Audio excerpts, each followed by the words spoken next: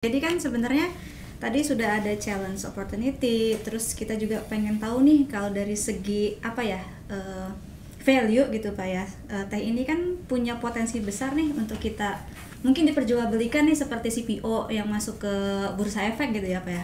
Kira-kira teh ini kemungkinan seperti apa ya Pak? Oke. Sebenarnya teh itu sudah masuk dan bisa diperdagangkan di bursa komoditi. Sudah bisa, sudah terdaftar di Bapepti juga. Menjadi salah satu komoditi yang bisa diperdagangkan di bursa. Itu kami lakukan, kalau saya nggak salah 2014. Kebetulan pada waktu itu saya adalah ketua tim produknya. Gitu. Nah, kami approach ke waktu itu kalau saya nggak salah bursa berjangka. Karena kan sekarang kalau saya nggak salah bursa komoditi itu di bawahnya bursa berjangka ya. Nah, kami approach ke mereka untuk menawarkan bisa nggak dilakukan ini, gitu. Nah, untuk bursa berjangka menarik, gitu.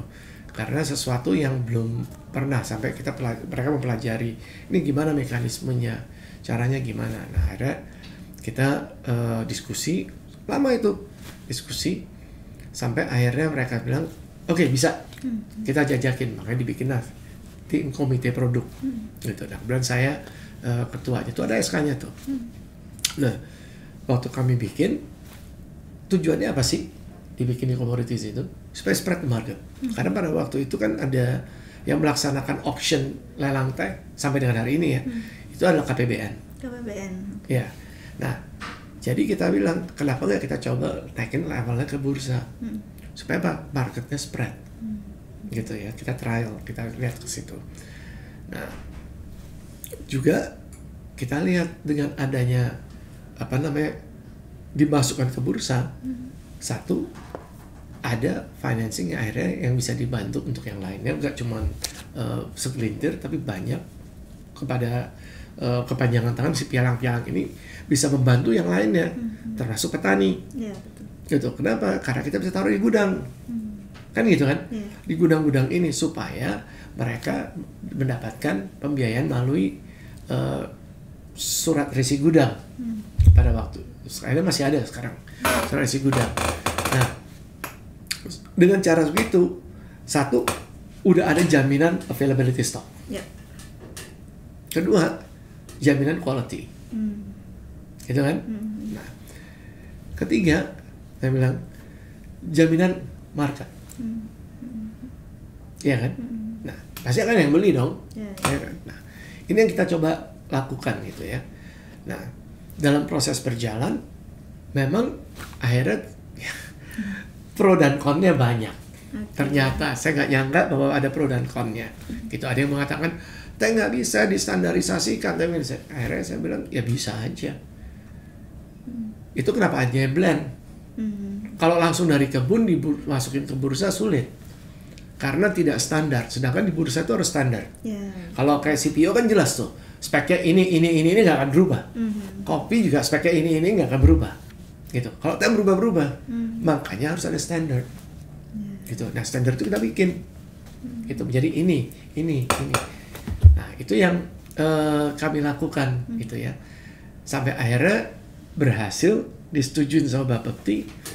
Ya, merekanya setuju, kami juga bicara sama Kementerian Perdagangan gitu. Sayangnya begitu mereka setuju, si Pemrakarsa ide ini perusahaannya kolaps. Gitu.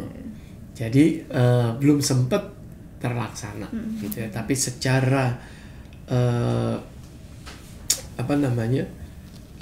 umum semuanya udah masukin kriteria. Jadi sekarang tinggal akan mau dilakuin lagi, dijajaki lagi atau enggak. Tapi menurut saya apakah bisa? Harusnya bisa. Harusnya bisa ya. Sudah pernah kok gitu ya. Sudah pernah sampai ke titik situ, cuma tinggal implementasi. Nah, implementasi itu kan dibutuhkan beberapa support peserta juga kan.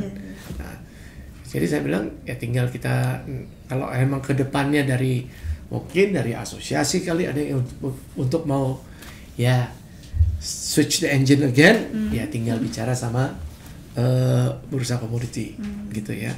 Tapi memang yang salah satu sebenarnya ada kendala nggak? Ada. Kendalanya apa? Cost di bursa itu kan nggak murah. Gitu. Cost di bursa itu nggak murah. Gitu. Nah itu menjadi salah satu faktor bagi pelaku usaha, khususnya the traders, gitu. Ini costnya masuk nggak ya?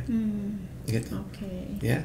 Nah itu sebenarnya kenapa sekarang even KPBN itu melakukan juga auction online. Cuman saya belum tahu mekanismenya gimana. Seperti itu. Tapi kalau dikatakan bahwa bisa, ya harusnya bisa. Harusnya bisa. Sayangnya orang-orangnya willing atau enggak. Balik lagi support terhadap produk ini. Harus balik lagi komitmen itu dulu. Iya. Gitu. Kalau saya lihat lebih banyak positifnya ya. Gitu karena mau nggak mau you meet up the standard. Iya, betul. Gitu kan? Iya, betul. Dan ya, quality claim itu bisa diperkecil. Gitu. Iya kan? And supply udah pasti ada. Karena nggak mungkin lakukan di situ di bursa kalau supply-nya nggak ada. Gitu. Apalagi ya sebenarnya. Iya. Apalagi ini kan spot. Kita nggak bicara future. Spot price. Ya, spot price semua. Gitu loh. Itu aja. Wah, menarik banget Pak. Sangat menarik. Banyak sebenarnya yang bisa dibicarakan, tapi karena kita sudah di penghujung acara nih Pak, mungkin pertanyaan terakhir lebih ke apa sih aspirasi Bapak gitu ya, atau pesan-pesan deh buat kita nih yang nonton, para segala macam gen dari Z milenial sampai mungkin alpha nanti, atau mungkin pada stakeholder lain gitu yang bisa kita upayakan untuk mengembalikan kejayaan teh itu gimana sih gitu Pak? Aspirasinya seperti apa? Oke. Pertanyaannya simple tapi jawabnya yang susah. Gitu dia. Oke. Buat saya sebenarnya gini. Kita dalam arti orang masyarakat Indonesia ya, itu hanya mengetahui teh itu yang ada di shelf. Ya, karena kurangnya informasi yang akurat mengenai bagaimana susahnya dan bagaimana peliknya industri ini sebenarnya, gitu ya. Jadi intinya bagi saya adalah, yuk kita hargai dulu, minum teh dengan benar, ya, jangan merendah. Tapi kalau bisa belajar deh, satu orang minum satu teh celup aja. Sorry saya gunain teh celup karena terukur. Ya kan, kalau bubuk kan nggak terukur gitu kan, bisa berubah-berubah tergantung besar sendoknya. Tapi kalau teh celup kan pasti terukur. Satu orang satu muk aja, you will see the difference, gitu. Jadi bagi generasi ke depan, mulailah belajar untuk, memang kayaknya repot ya bikin teh, lebih gampang, udah gua ngambil on the shelf gitu ya.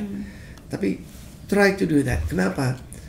Karena dengan Anda minum teh yang kering, bukan yang arti tanpa Anda sadarin, itu Anda juga membantu the producer. Petani ya. Petani teman-teman. Pasti gitu. So tadi sebentar udah saya katakan, don't kill the mother goose who laid a golden egg. Respect them. Respect. Gitu. Dan itu yang ayah saya ingatkan ke saya, Andrew, kamu nggak bisa sekolah di luar, sekolah gini kalau tidak dari petani. Remember that. The wisdom. So I pass it on the same thing kepada generasi khususnya yang muda-muda. Gitu, karena kalian kebanyakan dari kalian itu udah easy, lebih gampang ya. Lebih gampang, tinggal ding gitu datang udah ada. Ya, tapi prosesnya tidak dilihat. Harus belajar proses. Ya, itu dari saya aja. Menarik banget nih teman-teman pesannya.